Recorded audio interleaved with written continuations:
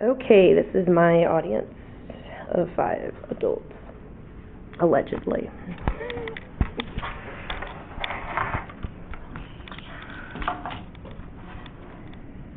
In the novel Throne of Glass, author Sarah J. Maas said that libraries were full of ideas, perhaps the most dangerous and powerful of all weapons. Ideas and knowledge. Now, these are the timeless benefits that libraries offer to any and all. And with the advent of the digital and online age, libraries have stepped up and offer not just computers and internet access to the public, but also classes to train them on how to best utilize them. So I think it's important to stress that the value of these institutions has not lessened over time, and that the public's continued funding is required as we continue into the millennium.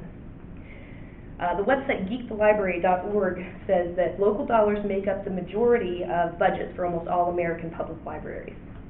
And that's why I encourage everyone to support them. Now, I've already talked a little bit about how libraries have kept up in terms of technology. But it really goes beyond just providing public computers. And if you haven't been to a library in a while, you would probably be pretty surprised at how much has changed. Much like all the other organizations, libraries now have an online presence. You can follow them on Twitter, you can like them on Facebook, and most of them have a pretty decent website. And on these websites you can do things like browse the online catalog, or renew your books, or you can even place other books on hold. Now, the St. Louis Public Library actually allows you to chat with a librarian, and saying you don't have access to a computer, you can even text a librarian to have questions answered. Now, if you go to the branches, you are going to have access to free Wi-Fi, and if you didn't bring a laptop with you, there's a good chance that you can go right up to the circulation desk and borrow an iPad to use while you're in the building. And for those in a hurry who like to bypass the lines, you can always use self-checkout. Obviously, public libraries are very valuable to people in terms of knowledge. Youth service programs encourage children to get into reading. They offer regular story time, and most have some form of summer reading program that gives incentives and prizes to kids that can complete a set number of books. They're also treasure troves for people that are conducting research of any kind. Obviously, the librarian, I mean, that's one human source of information that can't be matched by a computer.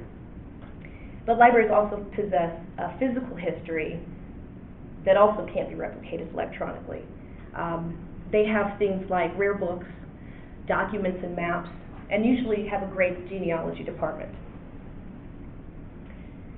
And libraries still offer the newspapers and magazines that a lot like to read, and this helps patrons stay up on current events. In addition to these things, the library also provides the community with all sorts of different activities. They offer fans a chance to meet their favorite writers and illustrators at author events. Patrons can come and see a play, a concert, and even come to a book fair. In addition to that, libraries usually will allow different groups like book clubs or craft groups to utilize their facilities like meeting rooms and such at no cost. Now, the executive director of the St. Louis Public Library, Waller McGuire, once said that the library is the heart of the community, and that it's a deeply American idea allowing people who want to improve their own lives the possibility to do so. Patrons don't need money to enjoy current culture and entertainment. There are free movie viewings available. Some libraries even have a video game night for teens to enjoy. In addition to books, you can borrow CDs, you can borrow DVDs, and also video games to take home. And libraries all over the country are offering training programs, and they offer GED classes, English as a second language, and also general computer classes. For many communities, the library is the only bridge across the digital divide. and patrons can come in and they can utilize the computers to access social media, check their email, but more importantly, they can complete important research papers and also do job searches. Now, it's pretty clear that libraries do so much, but the problem is that they're trying to do a lot with limited funding. Now, all these materials, education, technology, and events are free to the public, but they're not free to the institutions that provide them. And that's why it's so imperative that the communities do all they can to help fund these facilities.